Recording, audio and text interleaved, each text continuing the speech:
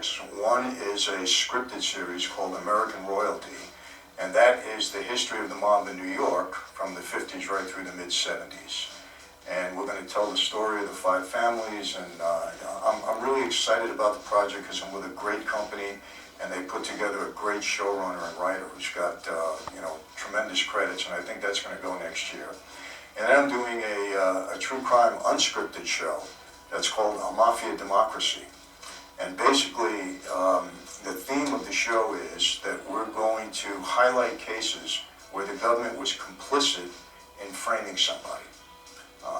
And we're going to be holding the government accountable in cases like that. The first case that we're going to highlight in the first season is my father's case. Wow. We're going to tell that whole story in 6 episodes. Does he know about it? He does. And I said to him, Dad, for 50 years you've been complaining that you've been framed. I believe you, a lot of people believe you, but you never want to talk about it on camera. I said, I'm going to do this show. I said, but you have to get on camera, and all you have to say is, I was framed. I'm going to ask you some questions, and you got to cooperate. You know what he says to me? He says, let me ask my lawyer. I said, Dad, you don't have a lawyer. I gave you a lawyer. I said, your lawyer's going to say yes, so you got to commit to me that you're going to do it. So he committed. He said, yes. That's cool.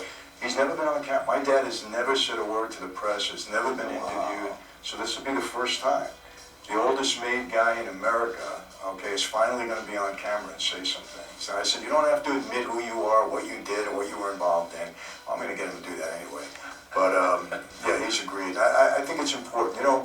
Again, I want people to understand, I'm not anti-government. I'm not anti-law enforcement. I have many friends in law enforcement. I have brothers in Christ in law enforcement. And I tell people, I have 5 daughters. When they walk down the street, I expect law enforcement to protect them. I'm a friend to law enforcement. But what I don't like is when they go rogue and they frame people and they put people away and they destroy lives. They have enough weapons and tools to play by the rules and go and get people the right way. And most good people in law enforcement feel the same way. So I'm not going against them.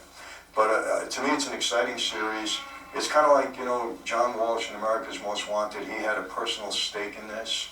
And I'm going to host that series. It looks like they want me to do that. And hopefully that'll be a success and it'll have the right impact.